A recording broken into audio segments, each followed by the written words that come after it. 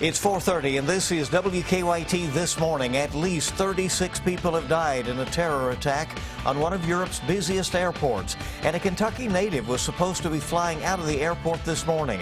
We'll have the details on that just ahead.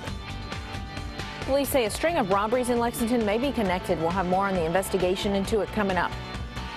Also, friends have described him as a best friend to everyone, and we now know about a Kentucky father who died while on vacation in Florida. That and more ahead on WKYT This Morning.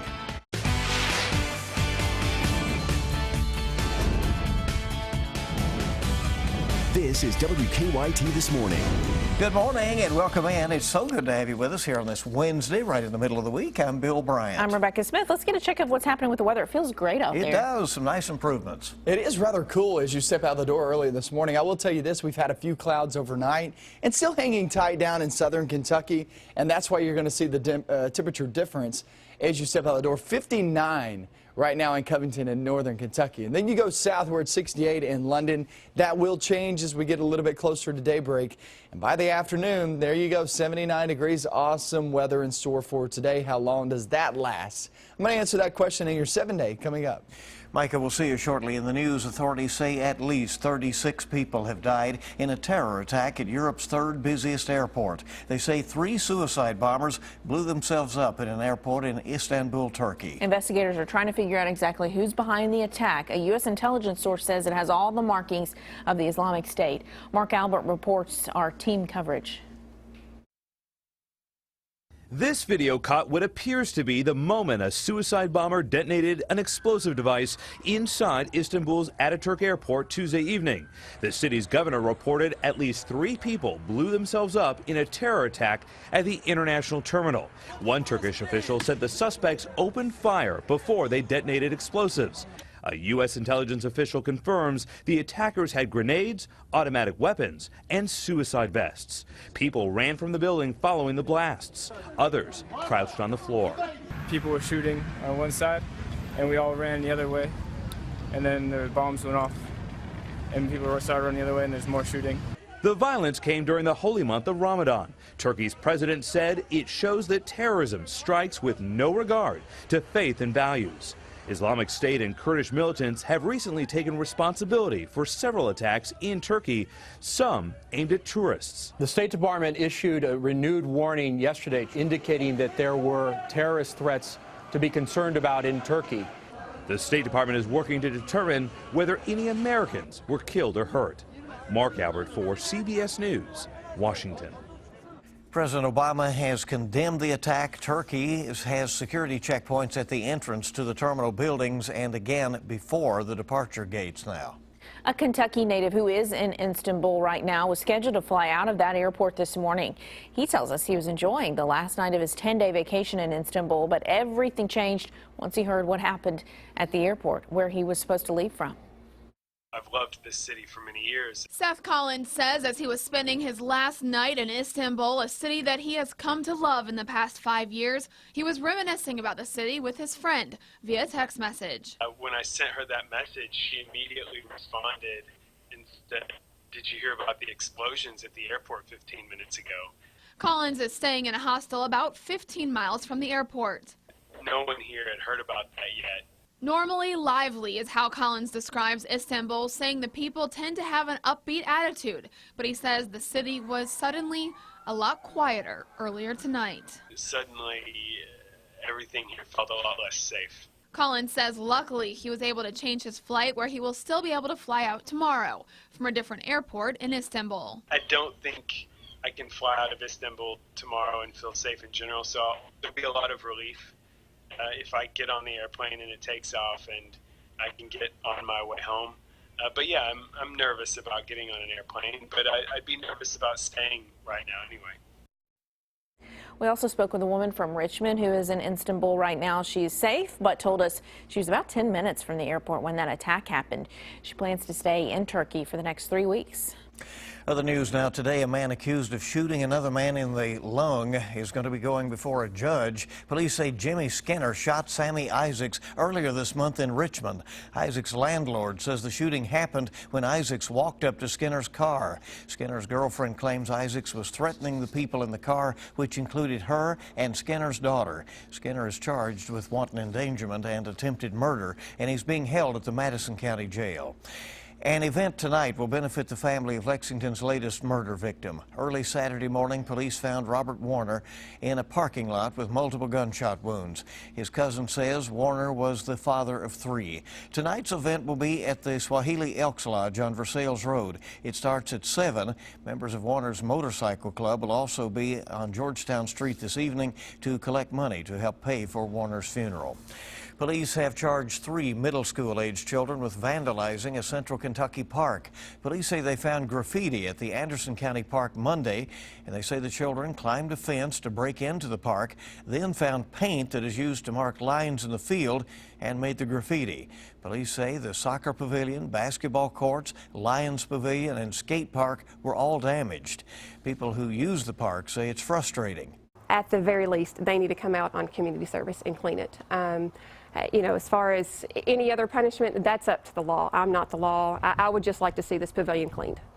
Police say a tip led them to the children. They say the case is now being handled by the juvenile court. Lexington police are trying to figure out if a string of robberies are connected. Police say around 5 yesterday morning, a man said 3 men came up to him on Malibu Drive and stole electronics from him. One of them shot the victim in the leg. He had non-life-threatening injuries, but people who live nearby say this crime frightened them. It's scary because you don't see it on Malibu. It's a very safe neighborhood. Lexington police think the robbery may be connected to robberies at 2 Speedway gas stations and a Waffle House. They're also trying to figure out if a shooting Monday at North Limestone and 7th Street is connected. Investigators say in that case, Coleman Saunders was robbed by 3 men and shot, leaving him critically injured. So far, police have not made any arrests in any of the robberies. Well, we're learning more about a man who died suddenly while on vacation in Florida. A sad story here. Ricky Borders served in the Marines, and in recent years, he became a mixed martial arts fighter. Last night, friends and family gathered to remember the Powell County man. Our Victor Puente talked with Borders' mother. Wednesday evening, dozens of people will gather here at the AmVets in Clay City to celebrate the life of 34-year-old Ricky Borders.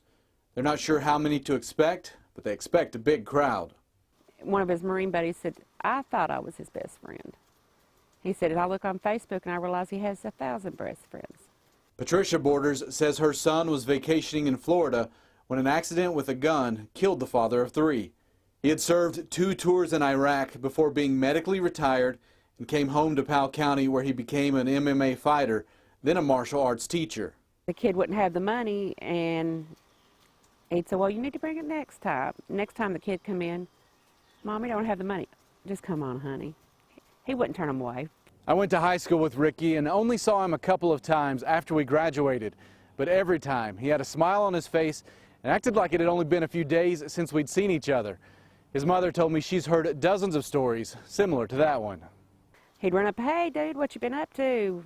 We got to come out and hang out or something. That's the way he would be with everyone. His family started a GoFundMe to raise money to bring his body home. They couldn't have anticipated how many people wanted to help. His mother said they'd hoped to raise a few $1,000s. They're now at more than $13,000. Any excess money will go to his wife.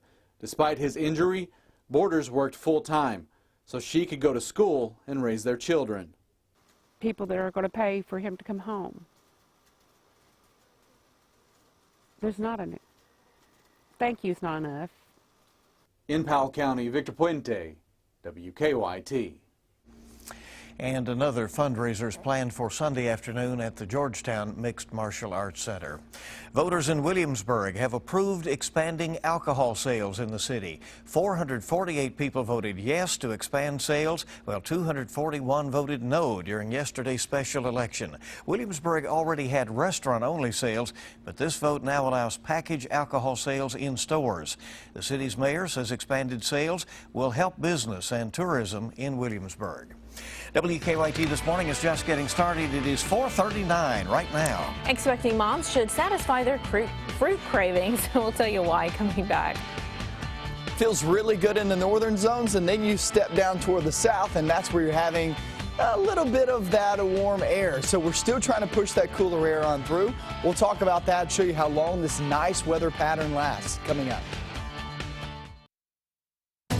Now, your hour-by-hour forecast with meteorologist Micah Harris. Yesterday was pretty nice. I know it was a little bit warm toward the afternoon, but at least it looked really nice. And now what we're going to be seeing is that cooler air sliding on in, humidity levels dropping, and all in all, the next few days look and feel really, really good. Defender Radar Network, nothing going on early this morning.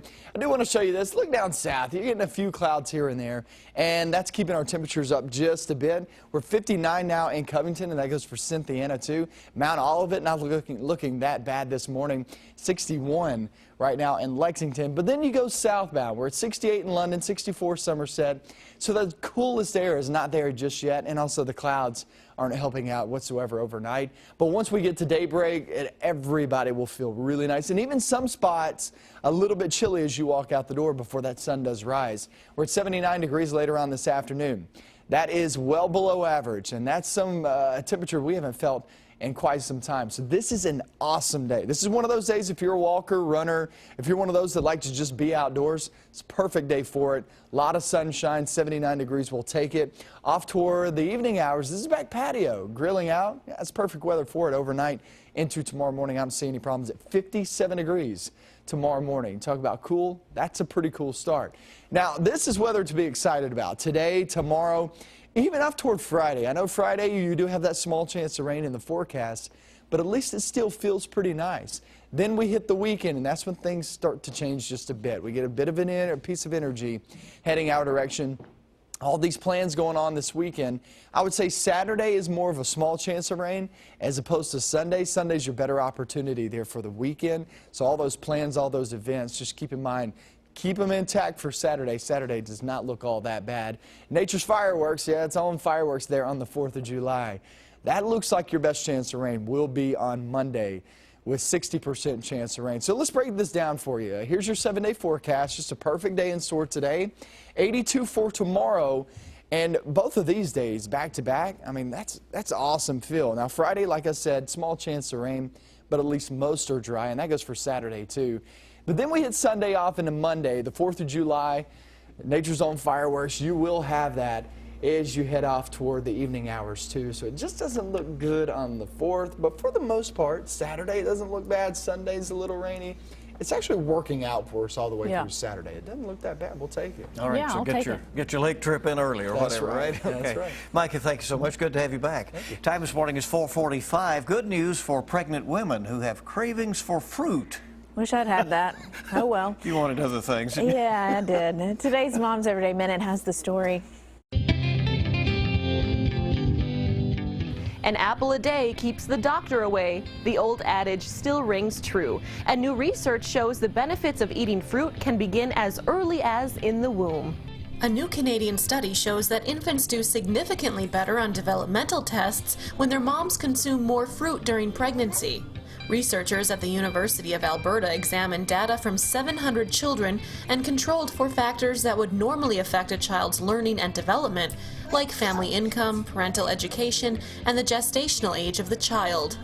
If pregnant mothers ate 6 or 7 servings of fruit or fruit juice a day, on average, their infants placed 6 or 7 points higher on the IQ scale at 1 year of age.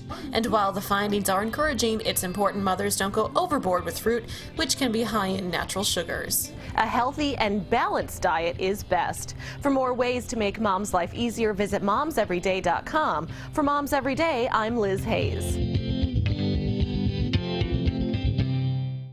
For these tips and more, go to WKYT.com and click on Moms Every Day. And all the latest news and, of course, your forecast as we approach that 4th of July holiday weekend is right there on our website as well. Hey, it's great to have you with us on WKYT. 3 people are still missing after a train crash in Texas. We'll have more on that coming up ahead on WKYT this morning. Kentucky mornings start here. You're watching WKYT This Morning. Good morning. Welcome back in. It's 4:50, 10 till 5 on WKYT. 3 people are still missing after 2 trains collided in Texas. Investigators say the 2 freight trains were on the same track when they collided in the town of Panhandle near Amarillo yesterday morning.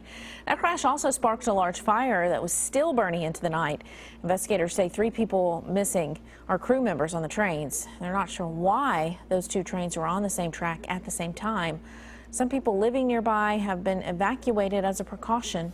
Police are hoping that surveillance video will help them find a man who they say fired a shot while robbing a Kentucky motel. This happened early Sunday morning at the Super 8 motel in Elizabethtown. Police say a man walked into the lobby, jumped over the front desk, and then pointed a gun at the clerk. As the clerk ran off, the surveillance video shows the robber firing a shot. Police say the clerk was not injured. They also say the robber left without taking anything. Hundreds of people gathered to say goodbye to bluegrass music legend Ralph Stanley. Funeral services were held for him last night in his hometown of McClure, Virginia, not far from the Kentucky state line. Stanley was a member of the Grand Ole Opry and a Grammy winner. He died last week at the age of 89. Some people say they drove hundreds of miles just to pay their respects. There've been a lot of them going on, and I've followed bluegrass and gospel music my whole life. And I will cherish my dreams with Ralph Stanley and the Carter family. Stanley's family invited his fans to attend last night's funeral. Republican presidential candidate Donald Trump is planning to visit Lexington next month. Sources confirm that Trump will speak at a private fundraising event on July 11th at the Aviation Museum of Kentucky. The invitation to the event says it will cost $1,000 per person to attend the reception and $5,400 per couple for a picture with Trump. This will be Trump's 3rd trip to Kentucky this year. The first 2 times he was in Louisville. A new factory has opened up in Laurel County, and it will create some jobs in that area. RJM International used to be based in Cincinnati. The company's owner decided to move operations to London in Laurel County. Yesterday was the company's first day in its new facility there. The company makes and packages cosmetic products, including nail polish. It comes in 55-gallon drums, 30-gallon drums, and 5-gallon pails. And then we take it from there and put it into all the different bottles. The job is easy enough that anyone really can do it. RJM International is hoping to add another 15 new workers by the end of the week. The company plans to package up to 50,000 bottles of nail polish each day. Work continues on the new Ark Encounter Park in Grant County, scheduled to open up next week. The park features a replica of Noah's Ark, scheduled to open July 7th. The Answers in Genesis group behind Ark Encounter says everything will be ready to go by that day. They say they're expecting some big crowds. It's a very, very busy place, gearing up for the opening, and we expect multi-thousands of people, up to 2 million people a year. The park expects to hire as many as 400 seasonal workers. The Ark Encounter says the park will be open year-round. And the time this morning is 4:53 on WKYT, 7 before 5, rolling along bright and early on your Wednesday. Rolling, we're to hump day. We'll get over it, right? And coming right up, we'll have a look at some of the stories that we're working on for you this morning. We'll also have a look at your morning forecast. So. It's 4:56 on WKYT this morning. Welcome back in. We have a lot of news going on this morning. Yeah, let's take a look right now at some of the stories we're working on for you this morning. Today, a public hearing will be held in Frankfort to discuss Governor Matt Bevin's proposed Medicaid overhaul and what to expect from today's meeting. There was already one held in Bowling Green yesterday, so we have some idea of what's likely to happen. That's coming up in our next half hour. Well, dozens are dead after an attack at the Turkish airport. A Kentuckian was actually supposed to fly out this morning out of Istanbul. That story is coming up. We'll, update you on where he's at and what he's doing, what he says. The latest on that, and the humidity certainly is coming down out there, so it's going to be more comfortable the next couple of days. Oh, it's already feeling much better out there, Micah. Yeah, it's a little bit chilly as you step out the door, especially northern Kentucky. And once we hit daybreak, it'll be even cooler than that. So it is going to be a cool start to the day. Afternoon actually feels fantastic. We're talking about 79 degrees in the forecast. This is awesome weather. Now, you know it's not going to last long, but at least it lasts the next couple, maybe even few days for most of us. So 79 today, we'll get back in the 80s the next few days. A lot of sunshine now. Storms are for the weekend. We'll have that coming up.